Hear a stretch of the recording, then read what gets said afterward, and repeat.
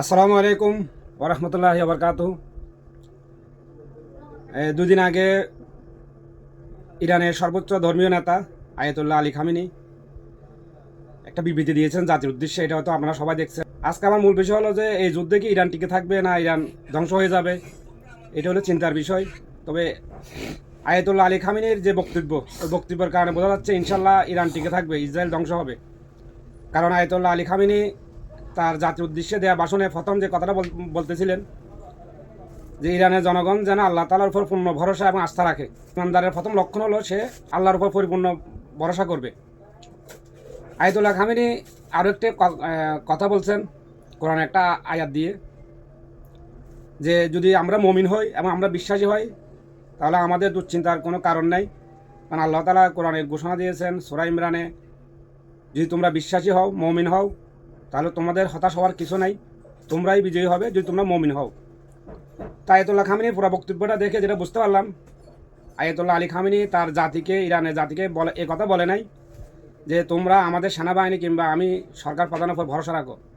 উনি ওনার জাতিকে এটা স্পষ্টভাবে জানিয়ে দিয়েছেন যে তোমরা আমার জাতি ভাইয়েরা, তোমরা সবাই আল্লাহর উপর পরিপূর্ণ ভরসা রাখো।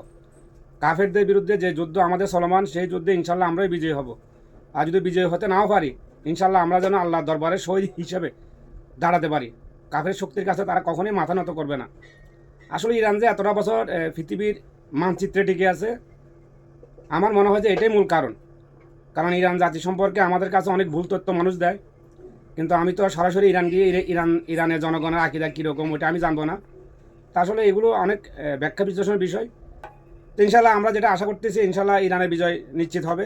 আর আজকে একটা নিউজ দেখলাম যে ইসরায়েলের সাথে অনেকগুলো রাষ্ট্র, ইউরোপের অনেকগুলো রাষ্ট্র, তারা ব্যবসায়িক বাণিজ্যিক যে চুক্তিগুলো আছে সেগুলো বাতিল করতেছে।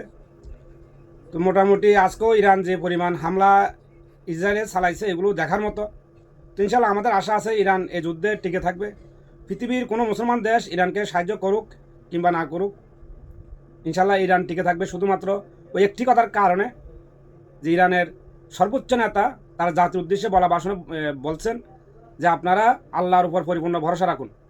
কারণ তার এই কথা এটা কোনো ছোটোখাটো বিষয় নয়। কারণ এই কথাটা ফরমানব বোমার চাইতেও ভয়ঙ্কর। কারণ কোনো জাতির নেতা যদি এই কথা বলে যে আপনারা জাতির আল্লাহর উপর পরিপূর্ণ ভরসা রাখেন, এর চেয়ে দামি কথা আর হতে পারে না। তো ইনশাল্লাহ আপনারাও ইরানের জন্য দোয়া করবেন। আমরা সকলে যেন তাদের জন্য দোয়া করি এবং তাদের আসলে আরও অনেকগুলো বিষয় আছে। আমাদের প্রত্যেকটা মুসলমান দেশে উচিত ছিল অন্তপক্ষে ইরানের পক্ষে 50টা কিংবা 57টা মুসলমান রাষ্ট্র আছে, সেখান থেকে যদি প্রত্যেকটা দেশ থেকে যদি 1000 করে সেনাবাহিনী ইরানে পাঠানো হতো, আমার মনে হয় না জীবনে আমেরিকা কিংবা ইসরায়েল মুসলিম রাষ্ট্রের বিরুদ্ধে কখনো কথা বলার সাহস পেত। তো আসলে আমাদের মুসলিম প্রধান দেশগুলোর রাষ্ট্রপ্রধান এগুলো করবে না।